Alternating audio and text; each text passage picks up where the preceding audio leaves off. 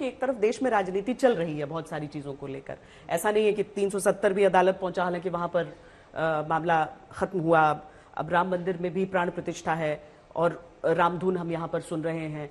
तो अटल जी के जीवन से जो चीजें जुड़ी हुई थी वो अभी भी समापन, राजनीतिक समापन एक तरह से हम कहें तो उसका अभी भी चल ही रहा है।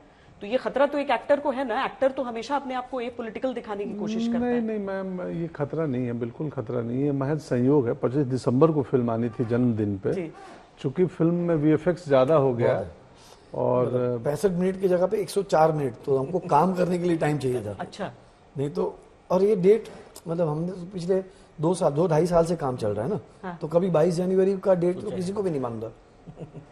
हम में से तीनों वो मतलब आपको किसी को नहीं मानता खैर कि 22 जनवरी को राम टेम्पल का उद्घाटन होने वाला है अयोध्या में। अच्छा, आपके लिए एक बड़ी वो चीज रहेगी, आप तो नेगेटिव कैरेक्टर्स भी निभाते रहे हैं तो लोग उसको एकदम हाथों हाथ प्रेम देते हैं। अब तो इतना पॉजिटिव कैरेक्टर तो पहली बार है आपका। हाँ, इतना पॉजिटिव पहली बार है जी, बिल्कुल। नहीं, जिम्मेदारी है वो, कुछ किरदार, कुछ घटनाएं अच्छी लगती हैं वो किसी व्यक्ति की, वो ये बाकी तो हम वैसे फिक्शनल कहानियां करते हैं तो रियल कहानी है।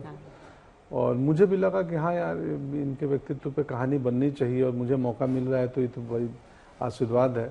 मैं डरा था न्याय कर पाऊंगा कि नहीं, तो ये चुनौतीपूर्ण काम था और हमने पूरी ईमानदारी से मेहनत करके किया है।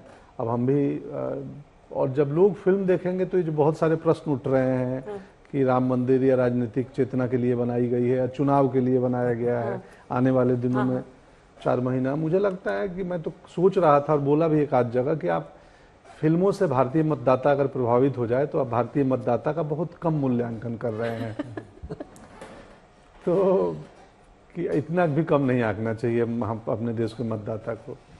तो बाकी ठीक है, जिसकी जैसी राय, सब स्वागत है। जब हम कहते हैं ना कि कोई कैरेक्टर हावी होने लगता है आप पर, देखिए एक्टिंग का अनुभव बहुत ज्यादा सभी लोगों को तो रहता नहीं है, लेकिन मान लीजिए स्कूल में ही एक प्ले होता है तो उसके डायलॉग्स हमेशा मन में रहते हैं। तो आपको कभी लगता है कि आपकी थोड़ी शैली पर हावी हो रहे हैं वाजपेयी जी?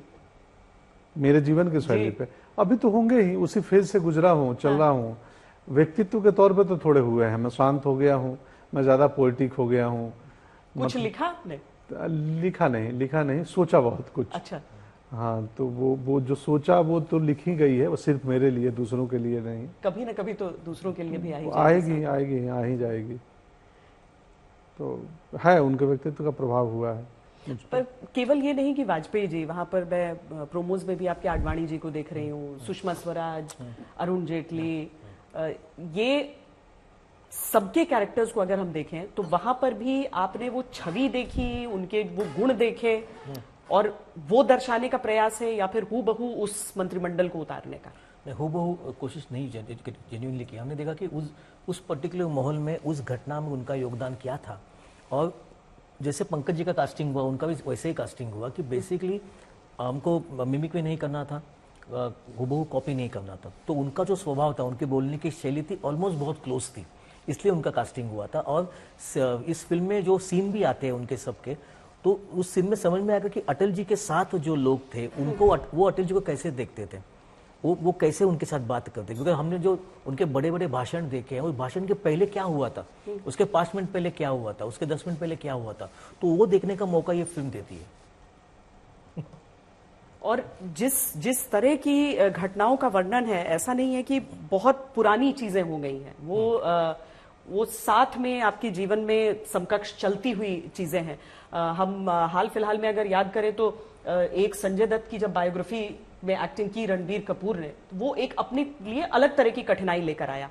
लेकिन यहां पर एक ऐसा व्यक्तित्व है जिसे एक्सप्लेन करने की आवश्यकता नहीं थी, जिसको लोग अब असली जीवन में उतारने का प्रयास भी करते हैं। और राजनीति में भले ही ये ना कहा जाए कि इसके जैसे बनो, उसके जैसे बनो, अटल जैसे बनो, जरूर कहा जाएगा। और इसीलिए ये फिल्म एक जिम्मेदारी भी रही। यस, बिल्कुल, बहुत बड़ी जिम्मेदारी है कि हम, जिम्मेदारी इस मामले में है कि हम उनके विराट जीवन को 2 घंटे का सिनेमा, हम सिनेमा बनाए हैं।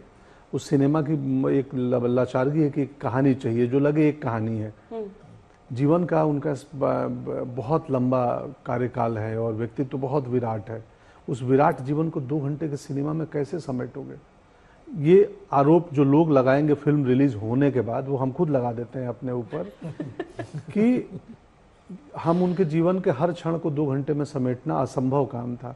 6 सीजन का वेब सीरीज चाहिए अटल जी के पूरी यात्रा के साथ न्याय करने के लिए। नहीं, और इसीलिए मैं वेब सीरीज के एक्टर से ये बात अब पूछ रही हूँ कि जो आप वेब सीरीज करते हैं जिसमें वो जो चलते ही रहता है, हालांकि देखने में तो हम रात भर बैठ के देख लेते हैं, लेकिन जो रात दिन जिसके साथ आप चलते हैं और वहां होती है एक कहानी चल रही है, यहाँ पर एक पूरा जीवन काल जो पूरा एक युग है और उसको 2 घंटे में हमें यहाँ कहना है। वहां तो 8 एपिसोड होते हैं कम से कम, यहाँ 2 घंटे में कहना है तो संभव है कि बहुत चीजें छूटेंगी और उनको जानने वाले लोग, उनको पहचानने वाले लोग बोलेंगे इन लोगों ने तो ये दिखाया ही नहीं, वो तो डाला ही नहीं।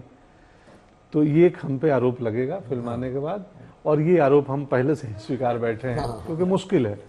पर हमने प्रयास किया है कि उनके जीवन के बड़े बड़े क्षणों को चुन के रवि जी ने कि एक कहानी के रूप में पिरो के, और कि आपको देखते हुए बिगिनिंग मिडिल इंटरवल पॉइंट भी लगे और एंड भी लगे।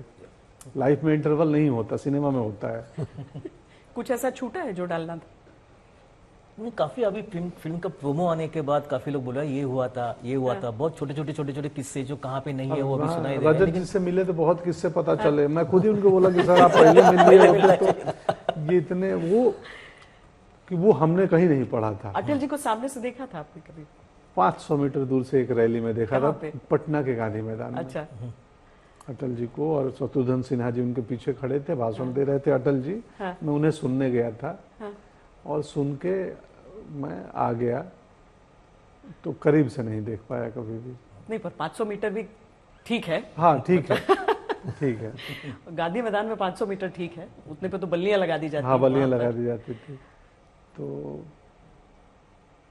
उसके बाद वो शत्रुघ्न सिन्हा जी मिले, उनसे नहीं मिल पाया। पर मिलना चाहते थे, हमेशा एक वो रहा था। बिल्कुल चाहते थे मिलना। मुझे तो, मैंने पिताजी धोती कुर्ता पहनते हैं। ये वो भी सिनेमा है, हिंदी सिनेमा का एक ऐसा सिनेमा मैं अटल हूँ जहाँ पे नायक जो है पूरी फिल्म में लगभग धोती कुर्ता पहना है। ये हिंदी सिनेमा में शायद पता नहीं बहुत सालों बाद आया। दिलीप साहब के बाद कब ये घटना हो रही हो कि आपका नायक जो है वो धोती कुर्ते में है। तो पोशाक वो पसंद है, बाबा चाचा बाबूजी सब पहनते थे। तो मैं तो जब भी धोती कुर्ता पहनता था तो मुझे वो अपनी एक अलग नॉस्टैल्जिया उस कॉस्ट्यूम की हो जाती थी।